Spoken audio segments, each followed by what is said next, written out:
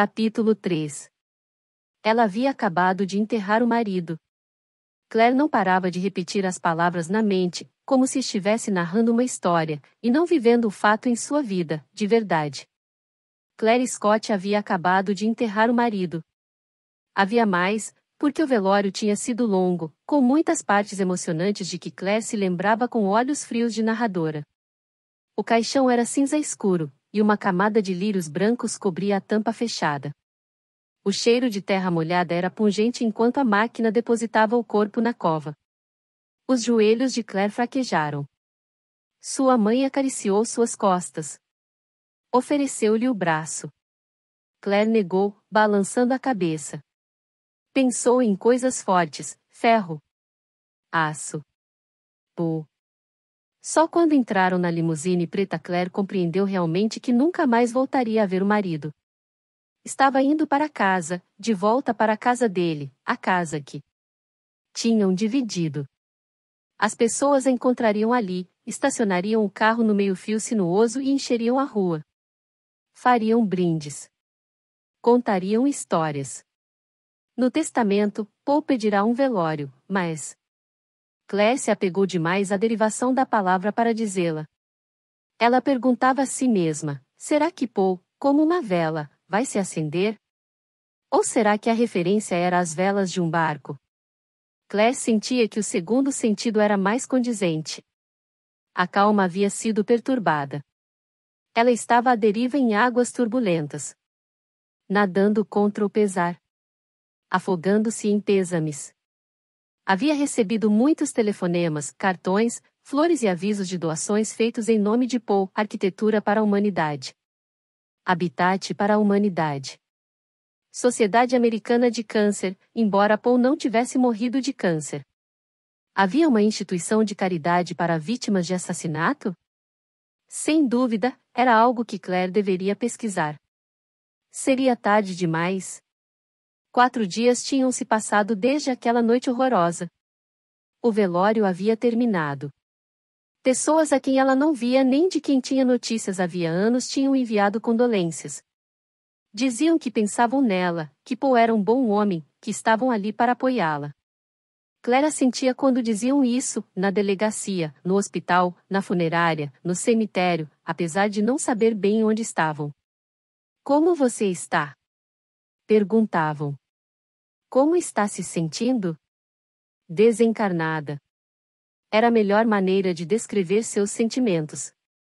Ela havia checado a definição no iPad na noite anterior para ter certeza de que estava dizendo a coisa certa. Existir sem um corpo, ou separada dele. Sem qualquer fonte física clara. Mais uma vez, a segunda definição se encaixava melhor, porque Paul era sua fonte física. Ele dava peso à sua vida, aprendia ao mundo quando a tendência natural dela sempre foi sobrevoar tudo, como se as coisas estivessem acontecendo com outra pessoa. Ela tinha sentido esse intenso desencarne nos últimos 4 dias, desde o momento em que o homem-cobra deu a ordem para que se virassem.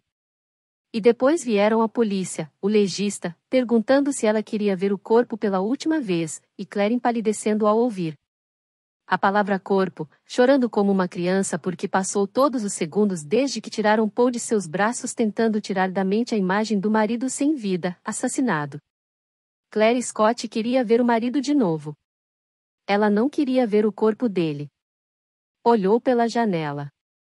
Eles avançavam lentamente no trânsito intenso de Atlanta.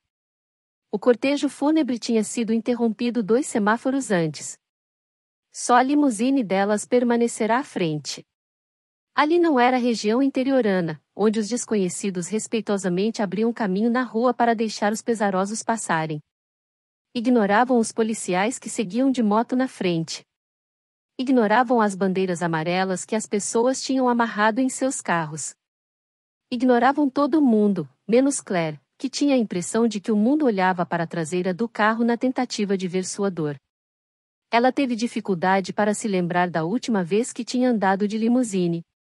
Certamente, fazia décadas desde a última vez que tinha andado de carro com a mãe e a avó juntas. O último passeio de limusine deve ter sido uma ida ao aeroporto com Paul. A locadora de carros havia lhes dado um upgrade do sedã de sempre. Vamos ao baile? Perguntou Paul na ocasião. Estavam a caminho de Munique para participar de uma conferência de arquitetura. Paul havia feito uma reserva no Kempinski. Por 6 dias muito felizes, Claire nadou na piscina, recebeu massagens corporais e faciais, pediu serviço de quarto e fez compras ao lado de esposas ricas do leste, cujos maridos estavam na Alemanha para fazer tratamentos de saúde. Paul a encontrava à noite para jantarem ou passearam por Maximilianstrasse. Se ela pensasse bastante, poderia lembrar a sensação de segurar as mãos dele enquanto passavam pelas janelas arqueadas de todas as lojas fechadas. Ela nunca mais seguraria a mão dele. Nunca mais rolaria na cama e repousaria a cabeça no peito dele. Nunca mais o veria descer a escada para tomar café da manhã com aqueles shorts horrorosos de tecido aveludado que ela detestava. Nunca mais passaria os sábados no sofá com ele, lendo enquanto ele assistia a jogos de futebol, nem iria a nenhum jantar da empresa, nem a nenhuma degustação de vinho ou torneio de golfe, e ainda que fosse, para que iria se Paul não estaria lá para rir de tudo? Claire abriu a boca para puxar o ar. Tinha a sensação de que estava se sufocando na limusine fechada. Abriu a janela e puxou o ar frio várias vezes. Chegaremos logo, disse a mãe. Ela estava sentada na frente de Claire. Segurava as garrafas de bebida no console lateral porque o som do vidro tilintando era irritante como unhas numa lousa. Jeanne, a avó, abotoou o casaco, mas não disse nada sobre o frio. Claire fechou a janela. Estava suando. Parecia que os pulmões tremiam. Não pensava em mais nada para dizer além de poucas palavras. Haveria mais de 100 pessoas na casa. O sócio de Paul na empresa, Adam Kim, havia transformado a lista de convidados do velório em um evento corporativo para Kim mais Scott. Um congressista norte-americano, vários líderes da indústria e suas esposas lindíssimas, alguns gerentes de fundos de cobertura, banqueiros, donos de restaurantes e empreiteiros, e inúmeros fanfarrões que Claire nunca tinha visto na vida e, francamente, nunca quis ver, logo entrariam na casa. Na casa deles. Eles moravam em Dunwoody, um bairro residencial perto de Atlanta. Havia uma leve ladeira na propriedade, no topo, houvera uma casinha e um quintal com um balanço de ferro que as escavadeiras tinham destruído no primeiro dia de construção. Paul havia planejado a casa desde as fundações. Sabia onde ficavam cada prego e cada parafuso. Sabia dizer aonde cada fio levava e o que controlava. A contribuição de Claire à infraestrutura tinha sido dar a Paul uma impressora de etiquetas, porque ele adorava dar nome a tudo. No modem, estava escrito modem, no roteador, roteador. A torneira tinha uma etiqueta enorme. Todo equipamento tinha uma etiqueta com a data de instalação. Havia listas plastificadas para tudo, desde adaptar os esguichos do jardim para o inverno até consertar o sistema de ar-condicionado, que mais parecia um painel de controle da NASA. Cuidar da casa era, indiscutivelmente, trabalhoso. Todo mês de janeiro, Paul entregava a Claire uma lista de prestadores de serviço para que ela agendasse as visitas anuais de manutenção do gerador, das unidades geotérmicas, das portas da garagem, dos canos de cobre, do forro de compostagem, do sistema de irrigação, do poço do sistema de irrigação, da iluminação externa, do elevador, do equipamento da academia, da piscina e do sistema de segurança. E eram apenas as tarefas de que ela se lembrava de primeira.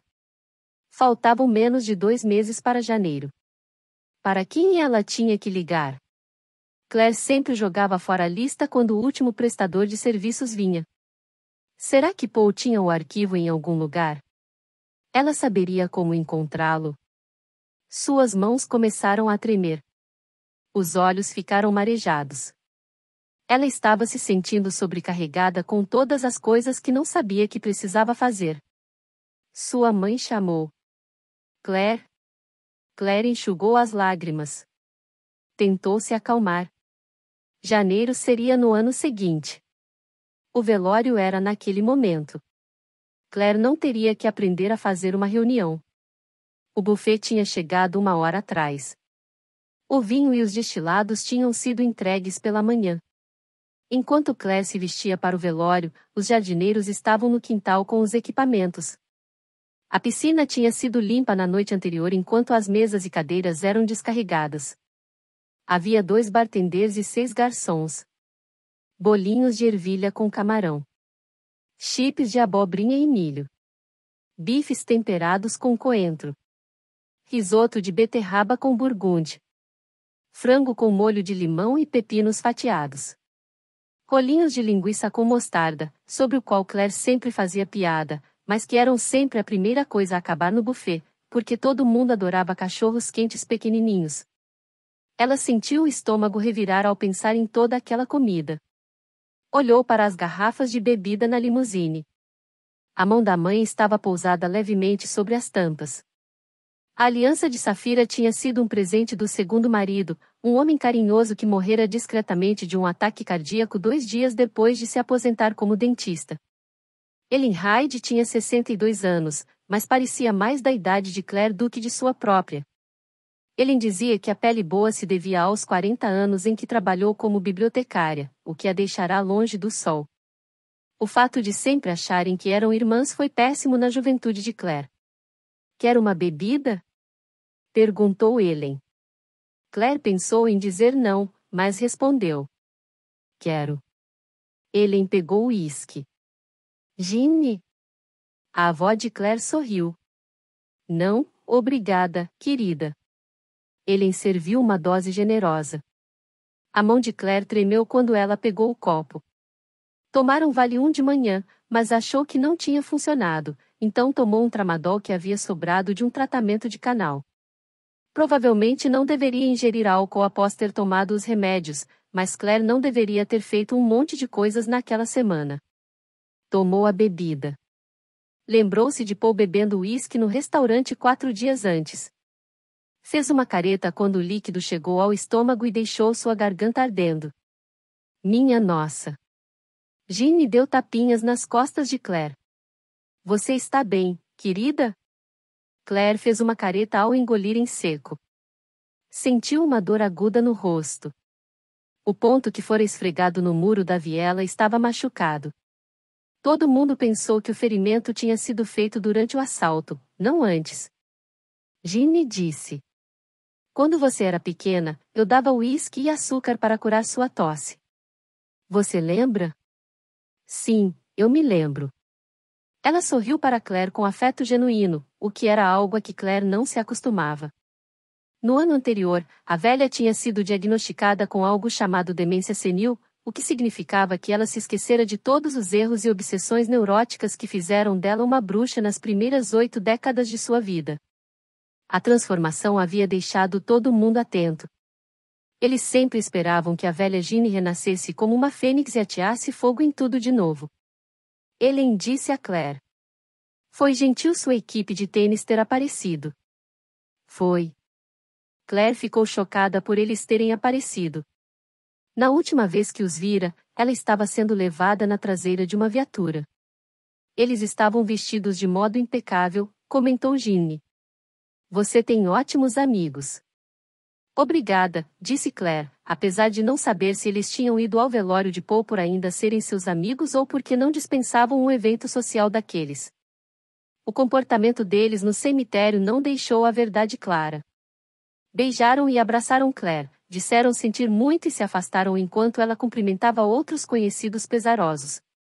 Ela não os ouvia, mas sabia o que estavam fazendo, notando o que todo mundo vestia, fofocando sobre quem estava dormindo com quem e quem tinha descoberto, e quanto o divórcio custaria. Claire se viu tendo praticamente uma experiência extracorpórea, na qual ela flutuou como um fantasma sobre eles e os ouviu sussurrar. Fiquei sabendo que o Paul andava bebendo. Por que estavam naquela viela?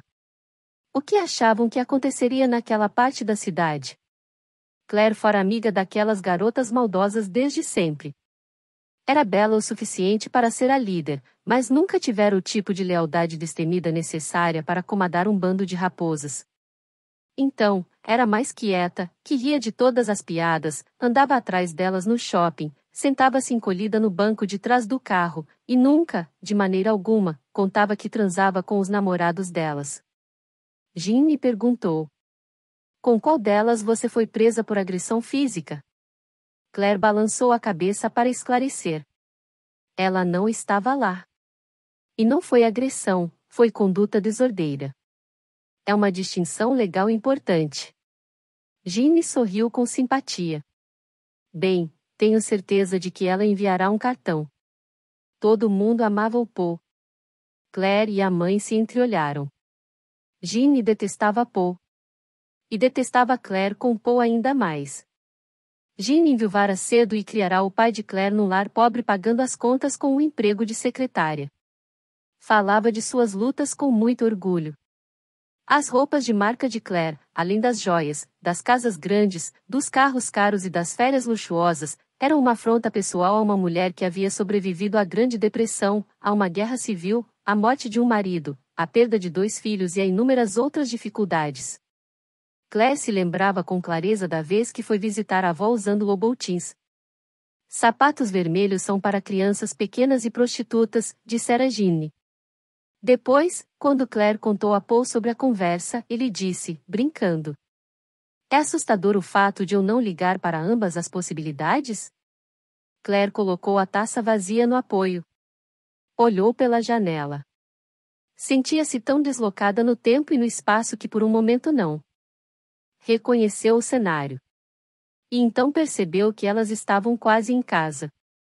Casa. Parecia que a palavra não se encaixava mais.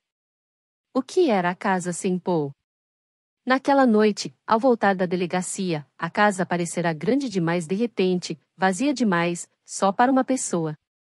Paul queria mais. Ele havia falado sobre filhos no segundo encontro e no terceiro e em inúmeros encontros depois.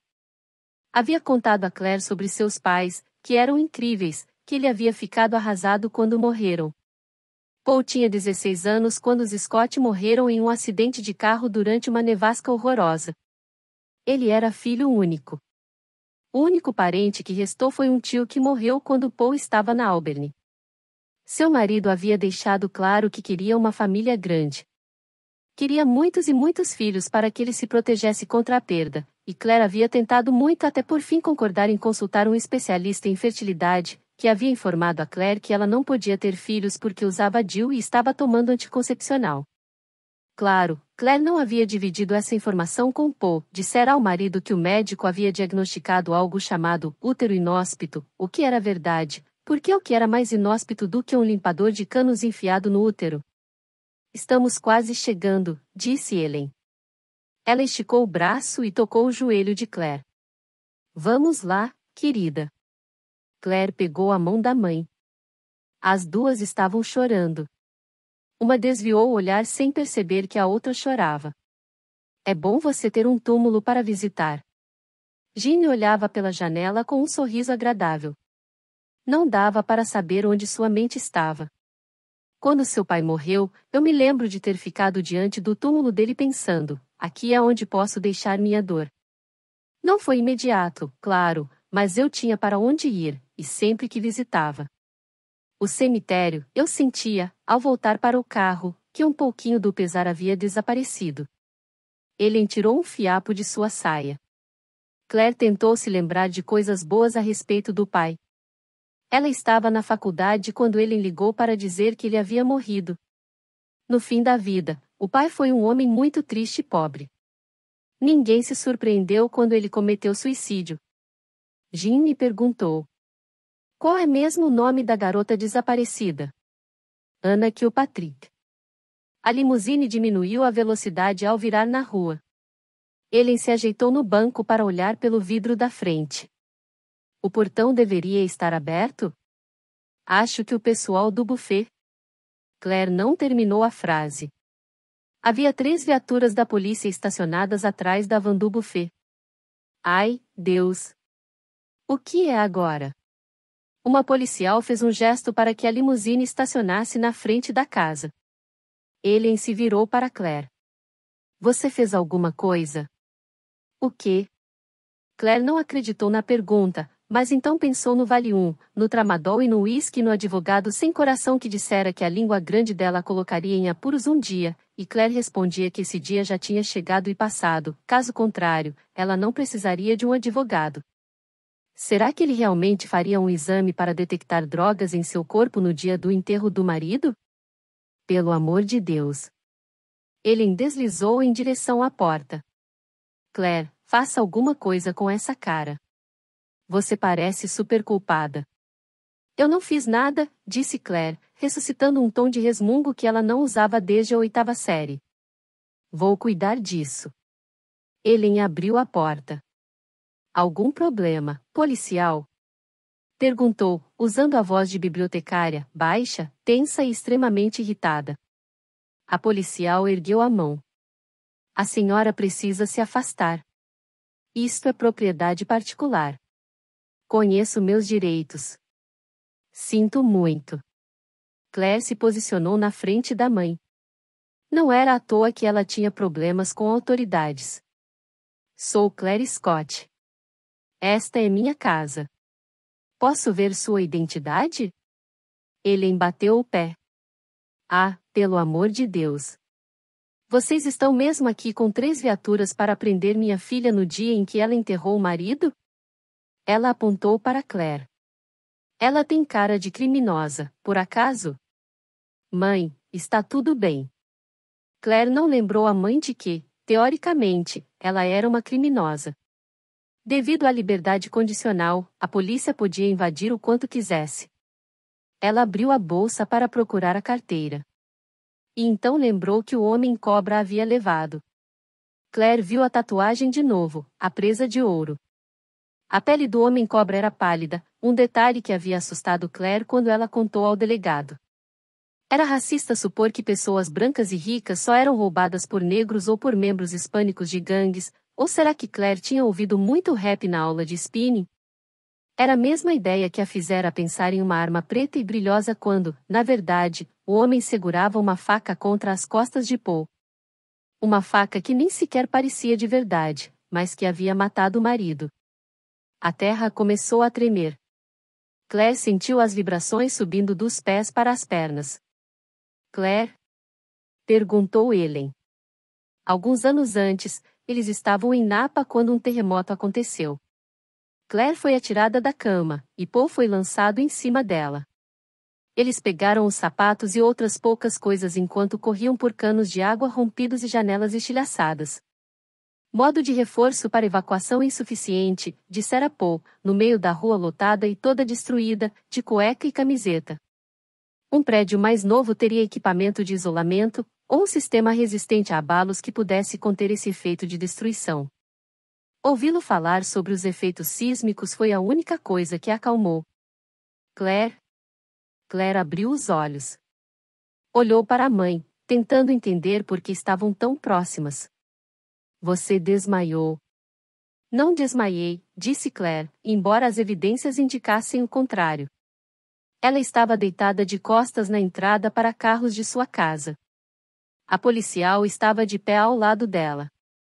Claire tentou em vão pensar no inseto que a mulher lembrava, mas sinceramente ela parecia apenas cansada de tanto trabalhar. Senhora, fique aqui, disse a policial. Uma ambulância virá em 10 minutos. Claire tentou afastar da mente a imagem dos paramédicos que tinham entrado no beco, segurando uma maca, e passado menos de 1 minuto examinando Paul até balançarem a cabeça de modo negativo. Será que alguém tinha dito, ele morreu, ou foi Claire que dissera essas palavras? Ouvirá essas palavras. Sentirá essas palavras. Vira o marido passar de homem a corpo. Claire perguntou à mãe. Pode me ajudar a me levantar? Senhora, não se sente, disse a policial. Ellen ajudou-a a se sentar. Você ouviu o que a policial disse? Foi você quem me ajudou a me sentar. Não isso. Alguém tentou roubar a casa. Roubar a casa? Repetiu Claire, porque não fazia sentido. Por quê? Imagino que quisessem roubar coisas. O tom de Ellen era impaciente, mas Claire percebeu que ela estava assustada com a notícia. Os funcionários do buffet entraram e encontraram os larápios. Larápios. A palavra parecia antiquada dita pela mãe. Aconteceu uma briga, continuou a mãe. O bartender ficou gravemente ferido. O que? Perguntou ela, porque acreditava que saber os detalhes pudesse fazê-la entender o que de fato havia acontecido. Ele balançou a cabeça. Não sei o nome dele. Claire olhou para a casa. Sentia-se sem corpo de novo, indo e vindo diante da ausência de Paul. Então pensou no homem-cobra e voltou ao presente. Claire perguntou à policial. Havia mais de um bandido? Ela respondeu. Havia 3 homens negros, de estatura mediana, de 20 e poucos anos. Todos usavam máscaras e luvas. Ele nunca confiara muito em policiais. Com essa descrição, tenho certeza de que os encontrarão logo, logo. Mãe. Claire chamou a atenção da mãe, porque dizer aquilo não ajudava. Eles estavam num carro antigo de 4 portas, prateado. A policial pegou o cacetete que levava no cinto, provavelmente porque ansiava por usá-lo. Recebemos uma denúncia sobre o veículo. Então, Claire disse. Não posso ficar sentada na calçada assim. Ele segurou seu braço e a ajudou a se levantar. O que Paul faria se estivesse ali? Assumiria o controle. Claire não conseguiria fazer isso. Mal se mantinha de pé. Os ladrões levaram alguma coisa? Achamos que não, senhora, respondeu a policial. Mas precisamos que confira com os detetives, dentro da casa. Ela apontou na direção de um grupo de homens de pé perto da entrada. Todos usavam trench coates. Um deles até segurava um charuto entre os dentes. Eles vão dar a você uma lista para elaborar um inventário. Você precisará de um relatório detalhado para a seguradora. Claire se sentiu tão assustada que quase riu. Era como se tivesse pedido uma lista de obras do Instituto Smithsonian. Vou receber convidados. Preciso providenciar a preparação das mesas. O buffet. Senhora, interrompeu a policial, não podemos deixar que entrem na casa antes de analisarmos a cena do crime. Claire levou a mão à boca para se controlar e não pedir à policial que parasse de chamá-la de senhora. Senhora? Disse a policial. Claire tirou a mão da boca. Havia um carro parado ao lado da casa. Uma Mercedes cinza. Com faróis acesos. Com uma bandeira amarela de funeral pendurada na janela. Outra Mercedes parou atrás. O cortejo fúnebre havia chegado. O que ela faria? Cair no chão de novo parecia a solução mais simples. E depois? Ambulância. Hospital. Sedativos. Em algum momento, eles a mandariam para casa. Por fim, ela se veria parada no mesmo lugar de novo com os detetives, a lista, a seguradora e todas essas porcarias. Era culpa de Paul. Ele deveria estar ali. Deveria estar cuidando de tudo aquilo. Era o trabalho dele. Claire Scott estava furiosa com o marido falecido por não estar ali para resolver os problemas. Querida? Chamou Ellen. Estou bem.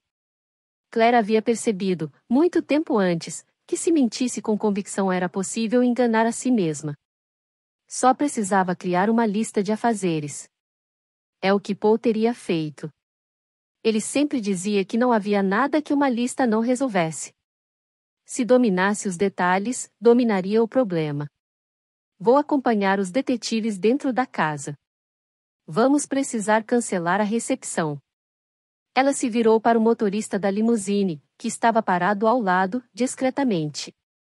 Pode levar minha avó de volta à casa dela, por favor? E a policial. Por favor, cancele a ambulância. Estou bem. Há mais de 100 pessoas chegando. Se não quiser que elas entrem na casa, vai precisar colocar alguém na porta para impedi-las. Pode deixar. A policial parecia feliz por se livrar delas. Praticamente desceu a rua correndo. Claire sentiu um pouco do mal-estar passar. Olhou para a mãe.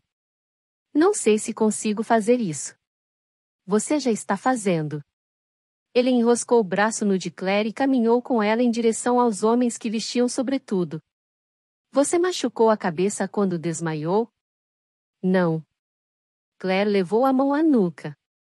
Os hematomas adquiridos no beco ainda estavam doloridos. Mas um galo não faria diferença. Eu já tinha desmaiado antes. Não que eu saiba. Deveria tentar desmaiar na grama da próxima vez. Pensei que tivesse aberto a cuca. Ela apertou o braço da mãe. Você não precisa ficar aqui. Não vou embora enquanto não tiver certeza de que você está bem. Claire contraiu os lábios. Houve uma época em que a mãe era incapaz de estar presente para qualquer coisa que fosse. Olhe, eu sei como a senhora se sente em relação à polícia, mas precisa se acalmar. Safados, murmurou Ellen, a palavra que ela usava para policiais incompetentes. Sabe, acabei de pensar que sou a única pessoa de nossa família que não foi presa. Senhora Scott? Um dos policiais de sobretudo se aproximou com a insígnia na mão. Ele fedia a fumaça de charuto, pois não bastava usar um sobretudo para ser um clichê.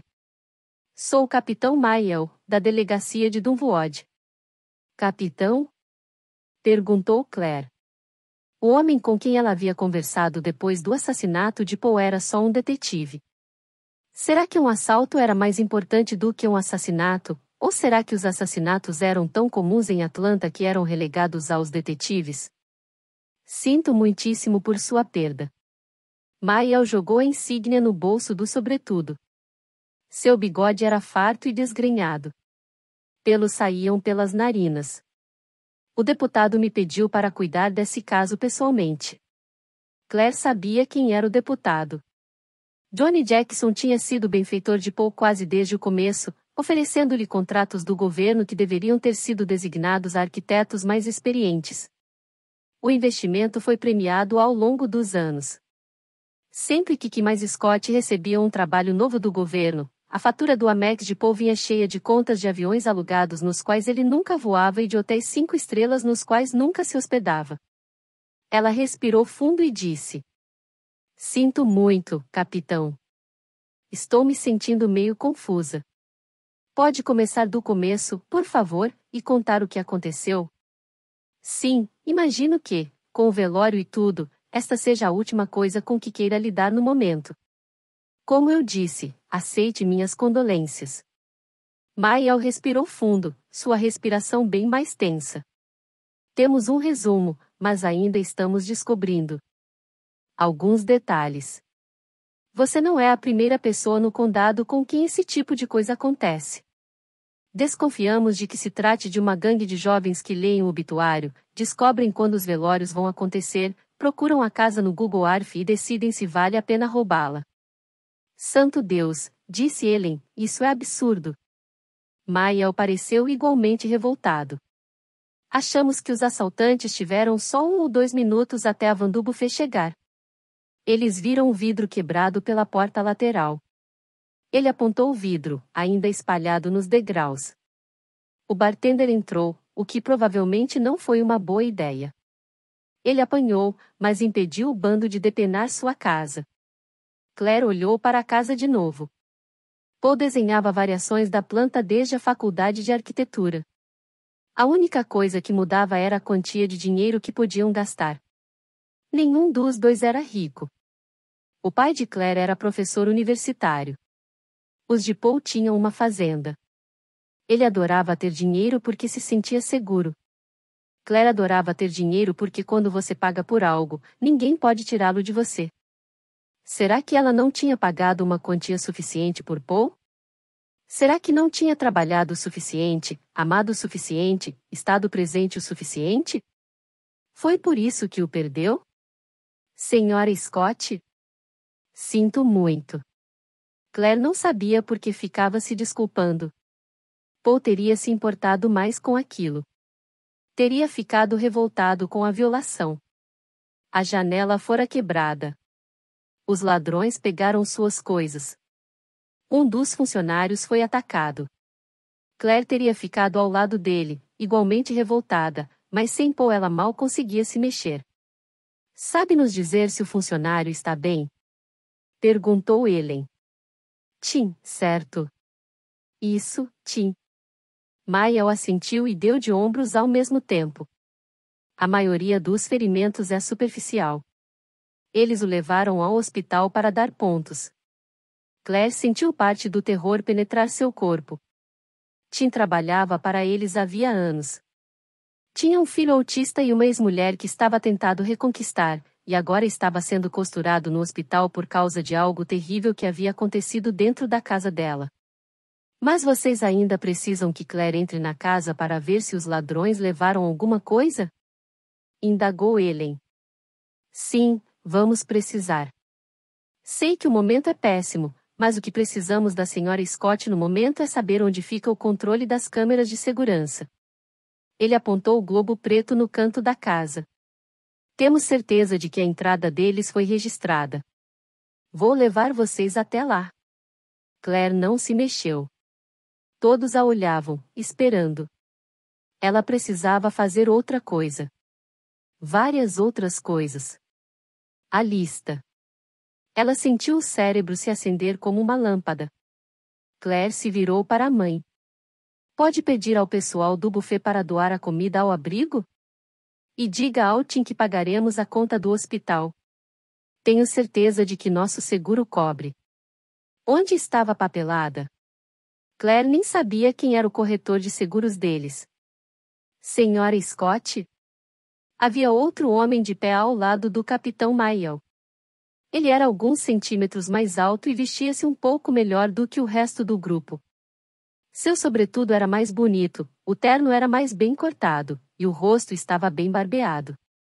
Sua atitude tranquila deveria ter acalmado Claire, mas algo nele parecia muito estranho, principalmente porque ele estava com um olho roxo. A patroa não gosta quando respondo, disse o homem, rindo, em referência ao hematoma. Violência doméstica é muito engraçado, falou Ellen. Ela percebeu o olhar assustado de Claire. Estarei na cozinha, se precisar de mim. O homem de olho roxo tentou de novo. Desculpe, Sra. Scott. Meu nome é Fred Nolan. Podemos conversar enquanto me mostra o sistema de segurança? Ele estava tão perto que Claire sentiu a necessidade de se afastar. Por aqui. Ela começou a caminhar em direção à garagem. Espere. Nolan pousou a mão no braço dela. Com o polegar, pressionou a parte interna e macia de seu punho. O quadro de controle do sistema de segurança fica na garagem. Claire nunca antes havia sentido uma repulsa tão instantânea e visceral em relação a outro ser humano.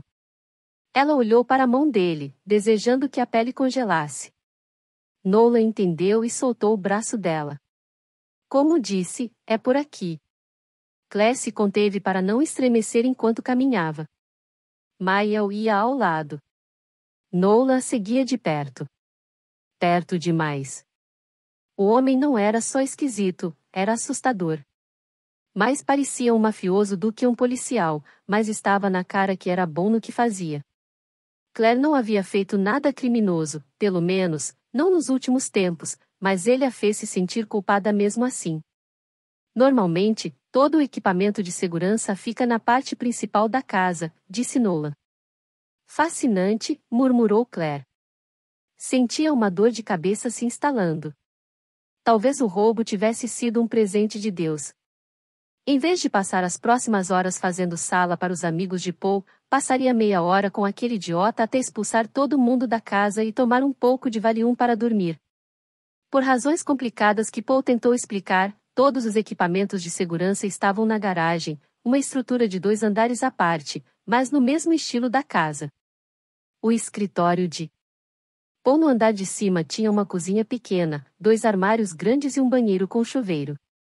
Eles brincavam dizendo que o lugar era melhor do que um hotel se ela um dia decidisse expulsá-lo de casa. Sra. Scott, pode me responder por que o alarme não estava ligado? Quis saber Mayall. Ele havia pegado um caderno e uma caneta. Mantinha as costas curvadas, como se alguém tivesse lhe pedido que interpretasse um personagem de um romance de Raymond Chandler. Sempre deixo o alarme desligado para o pessoal do buffet entrar. Contou Claire. O portão estava fechado. Ele mexeu o bigode. O pessoal do buffet tem o código do portão? E uma chave da casa. Alguém mais tem a chave? A pergunta pareceu estranha, ou talvez ela estivesse incomodada pelo modo como Fred Nolan ainda fungava em seu cangote. Por que os ladrões quebrariam o vidro da porta se tivessem uma chave? Maya olhou para a frente. É só uma pergunta de rotina. Vamos ter que conversar com todos que têm acesso à casa. Claire sentiu um formigamento no pescoço. Começava a se sentir pressionada de novo. Esse era o tipo de coisa que Paul saberia. Disse. O pessoal da limpeza, nosso caseiro, o assistente de Paul, seu sócio, minha mãe. Posso passar os nomes e os telefones. Sua mãe, disse Nolan. Ela é bem direta. Claire inseriu o código no teclado ao lado da garagem. A porta pesada de madeira subiu em silêncio. Ela observou os homens olharem para o forro brilhoso e os armários. O chão tinha revestimento azul e branco de borracha. Havia um gancho para tudo: ferramentas, extensões, raquetes de tênis, tacos de golfe, bolas de basquete, óculos, sapatos. A bancada de Paul tomava um lado da sala. Ele tinha um local para carregar os equipamentos, um frigobar, uma TV-tela plana e ar-condicionado para os dias quentes. E também estavam ali a BMW de Claire e o Porsche Carrera e o Tesla Model S de Paul. Caramba! O tom de Nolan era de surpresa. Claire já tinha visto homens se encantarem mais com a garagem de Paul do que com mulheres. É por aqui. Claire digitou o código de 4 dígitos em outro teclado e desceu a escada até o porão. Ela adorava o fato de Paul amar aquela garagem. Ele passava horas ali cuidando de suas maquetes. Claire costumava brincar dizendo que o único motivo pelo qual ele as construía em casa, e não no trabalho, era porque ali ele podia limpar a própria sujeira. Organizado até demais, disse Nolan, como se lesse a mente dela. Tive sorte, disse Claire. O leve transtorno obsessivo-compulsivo de Paul nunca tinha atrapalhado a vida deles nem levava Paul a fazer coisas esquisitas, como tocar uma maçaneta 12 vezes. Na verdade, suas compulsões se manifestavam em atos que qualquer esposa gostaria. Ele baixava a tampa do vaso sanitário, dobrava todas as roupas, limpava a cozinha toda noite. No fim da escada, Claire digitou mais um código de 4 dígitos no teclado da porta. A trava se abriu. Nunca tinha visto um porão como este embaixo de uma garagem, comentou Mael. Meio que fazendo a lembrar o silêncio dos inocentes, disse Nolan. Claire acendeu a luz, e a pequena sala de concreto apareceu. Paul havia projetado o lugar para servir de abrigo no caso de um tornado.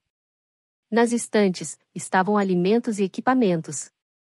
Havia uma TV pequena, um rádio, alguns sacos de dormir e muita junk food, porque Claire dissera a Paul que, se um apocalipse acontecesse, ela precisaria de muito chocolate e cheetos. Achou bom ainda estar vestindo o casaco. A temperatura ali era mantida baixa por causa de todos os computadores. Tudo era controlado a partir daquele lugar, não só as câmeras de segurança, mas também todos os sistemas audiovisuais, a automação para as persianas e tudo que fazia a casa funcionar como se fosse encantada. Havia componentes com luzes brilhantes e uma mesa pequena com 4 monitores de tela plana montados em estantes articuladas. Nolan perguntou. Seu marido trabalha para a Agência de Segurança Nacional sem ninguém saber? É. Claire estava cansada das perguntas dele, que eram ainda mais inconvenientes com aquele sotaque sem graça da região centro-oeste. O melhor a fazer seria dar o que eles queriam para que fossem logo embora. Ela abriu uma gaveta da mesa e encontrou uma lista plastificada que explicava o mecanismo de acionamento das câmeras de segurança. Paul tentará lhe ensinar os passos, mas os olhos de Claire olhavam sem enxergar e ela temeu ter um ataque. Ela tocou uma tecla e inseriu o código de acesso do sistema. Muitas senhas para lembrar. Nolan estava recostado no ombro dela para olhar a tela. Claire se afastou do homem irritante e entregou as orientações a Mael. Você vai precisar assumir a partir de agora. Todas as suas casas são assim? Perguntou Nolan. Só temos uma casa. Só, disse Nolan, rindo. Claire chegará ao limite. Meu marido morreu e agora minha casa foi invadida. O senhor acha graça nessa situação? Nossa! Nola ergueu as mãos como se ela tivesse tentado ferir seus olhos. Não se ofenda, moça. O bigode de Mael se mexeu de novo. Seria difícil ofender alguém se você calasse a merda da sua boca. Claire lançou um olhar furioso a Nola e se virou de costas. Sabia calar um homem. Ele não foi embora, mas deu alguns passos atrás para indicar que tinha entendido a mensagem. Ela observou os monitores enquanto Mael acompanhava a lista de orientações de Poe. As telas eram divididas de modo que cada uma mostrava 4 ângulos diferentes das 16 câmeras. Todas as entradas, todas as janelas, a área da piscina e várias partes da frente eram monitoradas. Claire viu que os funcionários estavam na garagem revirando a caminhonete deles. O Ford prata de Ellen estava estacionado na frente da garagem. Ela conversava com um dos detetives do lado de fora. Mantinha as mãos na cintura. Claire ficou feliz por não haver nenhum som. Mael folheou as páginas de seu caderno. Certo. Temos um horário aproximado da invasão com base na hora em que os funcionários ligaram para a polícia. Ele apertou alguns números e Ellen desapareceu do monitor. A Van du Buffet fez uma curva fechada e entrou na garagem. Mael voltou à gravação até encontrar o que queria. 3 homens no fim da calçada. Eles estavam afastados o bastante para não serem vistos, só a sombra, um borrão ameaçador seguindo em direção à casa. Claire sentiu todos os pelos de sua nuca se arrepiarem. Aquilo realmente tinha acontecido em sua casa. Ela observou o horário no vídeo. Enquanto os ladrões passavam pela entrada da garagem, Claire estava perto da pequena capela do cemitério querendo entender por que não tinha morrido naquela viela com o marido. Pronto, disse Mael. Claire sentiu uma dor aguda no peito ao ver os borrões se tornarem homens. Ver aquilo tornava tudo real, algo com que tinha que lidar. Foi como disseram, 3 negros com máscaras de esqui e luvas correram pela entrada. Estavam todos vestidos de preto, desde a camiseta justa até os tênis. Olharam para a direita e para a esquerda em movimentos coordenados. Um deles segurava um pé de cabra. Outro, uma arma. Parecem bem profissionais, na minha opinião, disse Nola. Não é o primeiro crime deles, concordou Mael. Claire analisou os homens caminhando com confiança em direção à porta dos fundos. Poe tinha encomendado todas as portas e janelas da Bélgica. Eram de mogno sólido com travas em 4 pontos que foram facilmente abertas quando um pé de cabra quebrou o vidro e um dos ladrões enfiou a mão pela janela e as girou. Sua boca ficou seca. Ela sentiu lágrimas encherem os olhos. Era sua casa. A porta de sua casa, a mesma porta que ela usava inúmeras vezes todos os dias. A mesma porta pela qual Poe entrava quando chegava do trabalho. Pela qual costumava entrar. Estarei no andar de cima, se precisarem de mim, disse ela. Claire subiu a escada. Secou os olhos. Abriu a boca. Forçou-se a puxar o ar, a soltá-lo, a controlar a histeria que tomava seu interior. A escada de Poe. A bancada de Poe. Os carros de Poe. Ela entrou na garagem. Seguiu em direção à escada no fundo e subiu mais rápido que seus saltos permitiram. Não percebeu para onde ia até que se viu no escritório de Poe. Ali estava o sofá onde ele cochilava. Ali estava a poltrona na qual se sentava para ler ou ver TV, ali estava o quadro que ela havia lhe dado no 3º aniversário de casamento. Ali estava a mesa de desenho dele. E a escrivaninha, que ele havia desenhado para que tudo ficasse perfeito. O mata-borrão estava novinho. O escaninho abrigava papéis muito bem organizados com a caligrafia angular dele. Ali estava o computador. Seu conjunto de canetas. Em um porta-retratos havia uma foto de Claire de muitos anos antes, ela não sabia quantos. Poe atirara com uma Nikon que era de sua mãe. Claire pegou a foto. Estavam num jogo de futebol. A jaqueta de Poe cobria seus ombros. Ela se lembrava de ter pensado que era muito quente, muito aconchegante. A câmera a capturara rindo, com a boca aberta, a cabeça jogada para trás. em êxtase, despodoradamente feliz. Os dois tinham estudado na Universidade Auburn, no Alabama. Para Paul, ali havia um dos melhores cursos de arquitetura do país. Para Claire, era longe o suficiente da casa dos pais. O fato de ela ter se casado com um cara que havia crescido a menos de 35 quilômetros da casa onde ela havia sido criada era uma prova de que, não importa o quanto fujamos, sempre acabamos voltando para o lugar de onde saímos. Paul era muito diferente comparado aos outros rapazes que Claire tinha namorado na faculdade. Ele era muito determinado em relação ao que queria fazer e aonde queria chegar. Seu curso foi custeado por uma bolsa integral, e a especialização foi paga com o dinheiro que ele herdou quando os pais morreram. Entre uma apólice de seguro de vida de baixo valor, os lucros com a venda da fazenda e o acordo com a empresa de transportes dona do caminhão que matou os Scott, havia dinheiro mais do que suficiente para o curso e as despesas com moradia. Ainda assim, Paul trabalhou durante todo o tempo que passou estudando. Ele havia sido criado em uma fazenda, onde tinha que realizar tarefas ao amanhecer. No 9º ano, ganhou uma bolsa de estudos para um colégio interno militar no sudeste do Alabama. Com isso, a rotina se estabeleceu em sua mente. Ele não suportava ficar ocioso. Um dos trabalhos que teve na faculdade foi na Tiger Hags, uma livraria na universidade. O outro era como tutor no laboratório de informática. Claire estudou História da Arte. Nunca tinha sido boa em matemática. Ou pelo menos nunca tinha tentado ser, o que era a mesma coisa. Ela se lembrava muito bem da primeira vez que se sentou com Paul e mostrou um de seus trabalhos. Todo mundo sabe que você é linda, disse ele, mas ninguém sabe que é inteligente. Inteligente. Qualquer um podia ser esperto. Era preciso ser especial para ser inteligente. Claire recolocou a foto no lugar. Sentou-se à mesa de Paul, apoiou os braços onde os dele ficavam. Fechou os olhos e tentou sentir seu cheiro. Respirou fundo até os pulmões doerem, então, soltou o ar devagar. Já tinha quase 40 anos. Não tinha filhos. O marido tinha morrido. Suas melhores amigas deveriam estar bebendo margaritas no bar no fim da rua e fofocando sobre como ela parecerá mal no velório. Claire balançou a cabeça. Tinha o resto da vida para pensar em solidão. O que precisava naquele momento era sobreviver àquele dia. Ou, pelo menos, à próxima hora. Pegou o telefone e ligou para o celular de Adam Key. Paul conhecia Adam havia mais tempo do que conhecia Claire. Eles tinham sido colegas de quarto no primeiro ano na Auburn.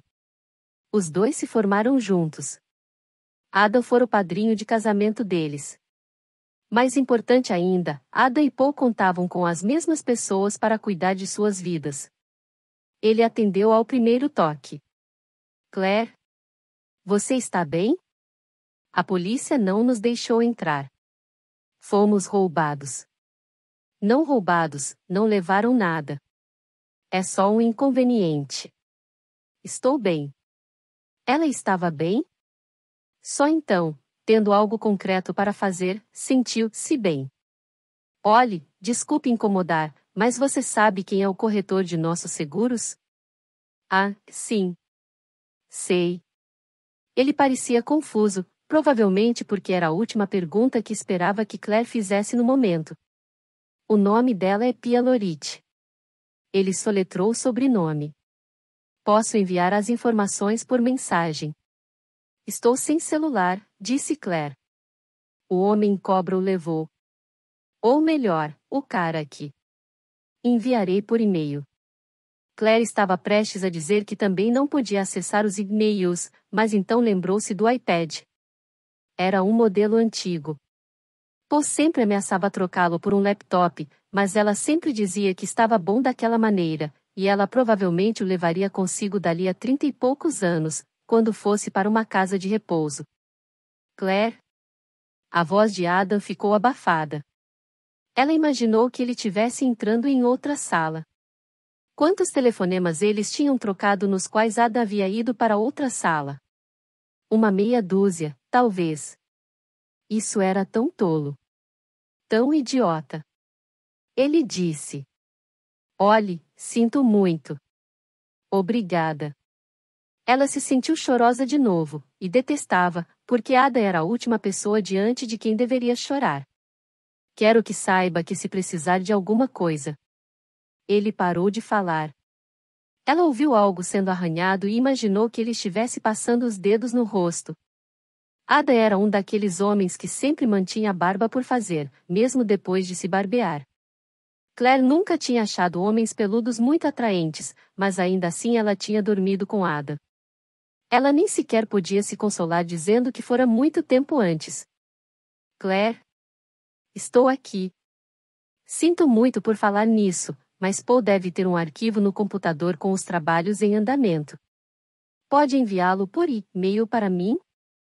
Odeio ter que pedir, mas temos uma apresentação muito importante na segunda logo cedo e eu demoraria horas para refazer o trabalho de Paul. Tudo bem. Entendo. Ela enfiou a mão embaixo da mesa de Paul e puxou o teclado. Enviarei pelo e-mail dele. Você tem a senha dele? Tenho. Ele confiava em mim. Claire sabia que tanto ela quanto Adam sabiam que Paul não deveria confiar. Que erro idiota e sem sentido. Você vai recebê-lo em poucos minutos, disse ela. Claire desligou o telefone. Pensou nas horas que havia passado com Adam Key. Horas que deveria ter passado com o marido. Horas que ela faria qualquer coisa para ter de volta. Não havia como voltar. Ela tinha que continuar seguindo em frente. Na tela do iMac de Paul, havia um campo azul com a barra de tarefas embaixo. Ao lado dos ícones com os aplicativos, havia 3 pastas: trabalho, pessoal e casa. Ela clicou em casa e logo encontrou a lista de afazeres de janeiro.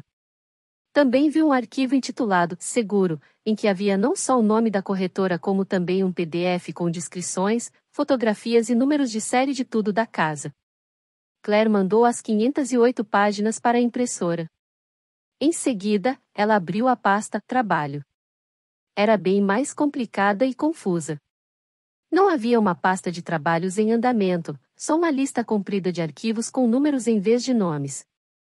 Claire imaginou que fossem números de projeto, mas não tinha certeza.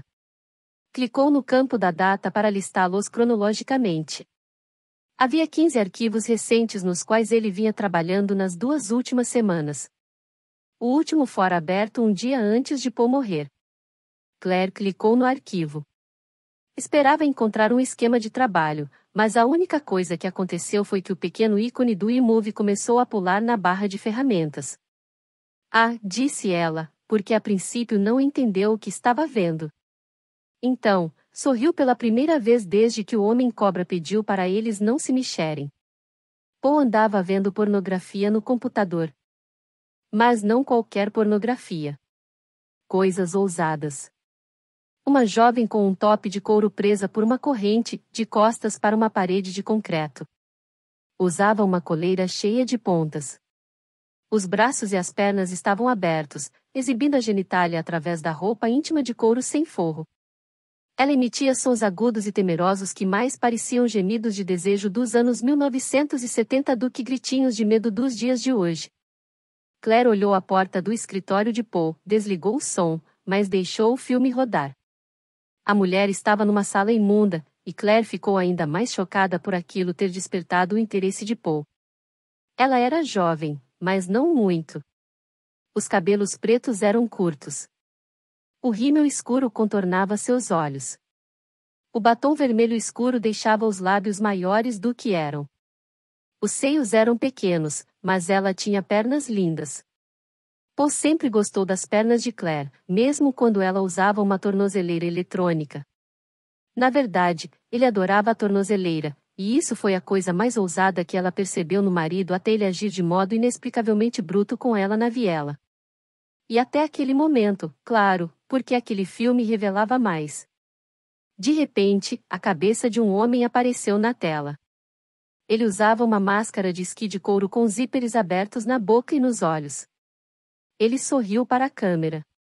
Havia algo perturbador no modo como os lábios vermelhos dele destacavam os dentes de metal do zíper, mas Claire duvidava que Paul tivesse olhado para o homem. O vídeo perdeu o foco, mas o retomou. O sorriso desapareceu. E então o homem começou a caminhar em direção à moça. Claire viu o pênis ereto contido pela cueca de couro justa. Ele segurava um facão. A lâmina comprida brilhava sob a luz do teto. O homem parou a poucos metros da mulher. O facão subiu. Claire se assustou. O facão desceu no pescoço da mulher. Claire se assustou de novo. O homem puxou a lâmina. O sangue se espalhou por todos os lados, nas paredes, no homem e na câmera. Claire se debruçou, sem desviar o olhar. Aquilo era de verdade? Como poderia ser? O corpo da mulher convulsionou, braços e pernas presos pelas correntes, a cabeça em movimento. O sangue escorria do peito, empoçando-se aos pés. O homem começou a transar com ela. Senhora Scott? Claire deu um pulo tão forte que a cadeira bateu na parede. A senhora está aí em cima? Fred Nolan estava subindo a escada. Claire bateu a mão no teclado, procurando uma maneira de interromper o filme. Olá? Os passos de Nolan se aproximavam. Senhora Scott? Ela pressionou a tecla Ctrl e furiosamente apertou o Q para fechar o programa. Mensagens de erro começaram a aparecer. Claire pegou o mouse e clicou em cada uma delas. A bolinha na cor do arco-íris começou a rodar. Merda! Disse ela. Senhora Scott? Fred Nolan estava parado à porta. Aconteceu alguma coisa? Claire olhou para o computador de novo. Santo Deus! A tela estava vazia. Ela se controlou para que a voz não tremesse. O que foi? Só queria me desculpar pelo que disse antes. Claire achou melhor não falar nada. Nolan olhou ao redor. Belo escritório. Ela tentava não piscar porque todas as vezes que seus olhos se fechavam, ela via a mulher. O homem. O sangue. Bem, ele enfiou as mãos nos bolsos, queria que soubesse que conversei com o detetive Hyman sobre o caso de seu marido. Ela precisou pigarrear algumas vezes até dizer. O quê? O detetive Hyman, da polícia de Atlanta. Conversou com ele na noite em que seu marido foi morto? Ela prendeu a respiração, tentando se acalmar. Sim. Quero que saiba que analisamos todas as ligações possíveis, e parece que não existe relação nenhuma entre o que aconteceu com seu marido e o que aconteceu hoje. Claire assentiu.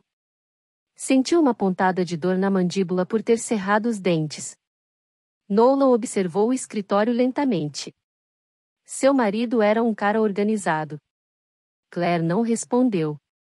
Meio controlador? Ela deu de ombros, apesar de Paul nunca ter tentado controlá-la. Exceto quando encostou o rosto dela em uma parede na rua. Nolan apontou a trava digital na porta. Isso é segurança pesada. Ela repetiu as palavras que Paul sempre dizia. Não ajuda muito se você não ligar o alarme. Nolan abriu seu sorriso desconcertante. Não estava perto dela, mas era como se estivesse. Vamos precisar mandar uma equipe para cá, de qualquer modo. Ela sentiu o coração parar de bater. O computador. Os arquivos. O filme. Não precisa. Melhor prevenir do que remediar. Claire tentou pensar em uma boa desculpa para contradizê-lo. As câmeras de segurança mostraram os homens entrando na garagem? Não dá para ter certeza. Ela adotou uma versão fraca da voz de bibliotecária de sua mãe. Pensei que 16 câmeras bastassem. Nolan deu de ombros. Ele estava sorrindo de novo. Sem falar do $500 mil em automóveis estacionados na garagem. Ele continuou sorrindo, e Claire notou que estava falando demais. Suas mãos suavam. Ela segurou os braços da cadeira. Tem alguma coisa aqui em cima que não quer que vejamos? Perguntou Nolan. Claire se forçou a não olhar o computador. Olhou para os lábios dele e tentou não pensar nos lábios vermelhos e molhados atrás da máscara. Estou curioso, Sra. Scott. Seu marido disse alguma coisa à senhora antes de ser morto?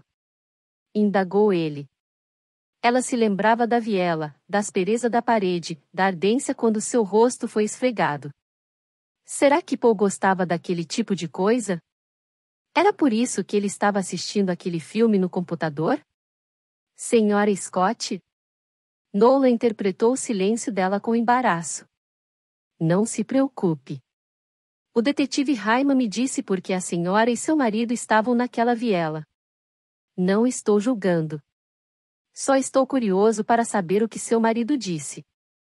Ela pigarreou de novo. Ele prometeu que não morreria. Mais alguma coisa? Já contei tudo isso ao detetive Hyman. Sim, mas isso foi há alguns dias. Às vezes, é preciso um tempo para acionar a memória. Ele pressionou um pouco mais. O sono costuma ajudar. Já lidei com muitas vítimas de crimes violentos. Há uma onda de adrenalina que as toma nos piores momentos, e então elas têm que contar tudo para pessoas como eu. Depois vão para casa, ficam sozinhas e começam a sofrer porque a adrenalina passou e não tem mais nada ameaçador. Em seguida dormem profundamente e de repente acordam desesperadas porque se lembraram de alguma coisa. Claire engoliu em seco de novo. Ele estava descrevendo com perfeição a primeira noite dela sozinha, mas a única revelação que lhe ocorrerá quando acordou com os lençóis molhados de suor era que Paul não estava ali para confortá-la. Confortar. Como era possível que o homem que via aquelas coisas horrendas fosse o mesmo homem gentil que a tinha confortado por 18 anos? Então, lembrou-se de alguma coisa? Perguntou Nola. Não precisa ser algo que pareça útil. Só um comentário qualquer, algo incomum que tenha feito. Antes ou depois do ataque. Qualquer coisa em que consiga pensar. Talvez nem mesmo algo que ele tenha dito, mas um comportamento. Claire levou a mão à coxa. Quase sentia a pele arranhada por onde Paul passara a mão. Ele nunca havia marcado daquele modo antes. Será que ele sempre quis aquilo? Será que vinha se controlando por todos aqueles anos? O comportamento de modo geral, disse Nola. Qualquer coisa que ele tenha dito. Ele ficou em estado de choque. Nós dois ficamos. Claire uniu as mãos sobre a mesa para não começar a mexê-las. Isso se chama complexo do dono do universo. Ela parecia Paul falando, e na verdade a frase tinha sido dita pelo marido. É quando as pessoas pensam que o status e o dinheiro as protegem de uma tragédia. Acha que é verdade? Perguntou Nola. Parece que a senhora viu mais tragédias do que a maioria das pessoas. Que belo trabalho investigativo de sua parte. Claire se forçou a permanecer no presente. O senhor é detetive? Por quê? Quando o encontrei na entrada, o senhor não disse o que era nem me mostrou suas credenciais. Tem razão.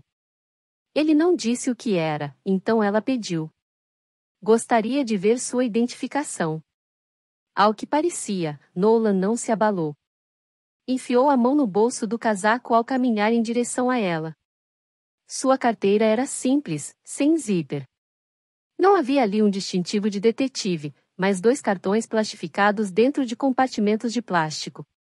Tudo no cartão de cima estava em dourado, as palavras Agência Federal de Investigação, o símbolo da Justiça e a águia. O cartão de baixo fora impresso em tinta azul e mostrava a foto colorida de Fred Nola e seu nome e revelava que ele era um agente especial do escritório de Atlanta na West Peachtree. O FBI. O que o FBI estava fazendo ali? Ela pensou no arquivo no computador de Paul. Será que o FBI havia registrado o download? Será que Fred Nolan estava ali porque Paul havia encontrado algo que não deveria ter visto? O que Claire vira poderia não ser real. Era um filme armado para satisfazer um fetiche doentio. Um fetiche doentio que, ao que parecia, seu marido havia encontrado sem querer ou que escondera dela nos últimos 18 anos. Satisfeita? Nolan ainda mostrava a identificação. Ainda sorria. Ainda agia como se aquela fosse uma conversa qualquer. Claire olhou a identificação de novo. Nolan tinha menos cabelos grisalhos na fotografia. O FBI costuma investigar roubos frustrados? Estou nesse campo há tempo suficiente para saber que nada é rotina.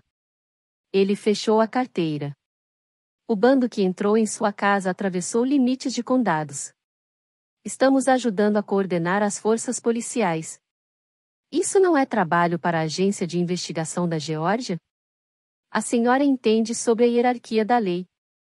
Claire precisava pôr fim àquilo antes que entregasse tudo. Acabei de perceber que o senhor não responde às minhas perguntas, agente Nolan, então talvez eu deva parar de responder às suas. Nolan riu. Esqueci que a senhora já teve experiência com o sistema judiciário. Gostaria que fosse embora agora. Claro. Ele apontou a porta. Aberta ou fechada? Ela não respondeu, e ele fechou a porta ao sair.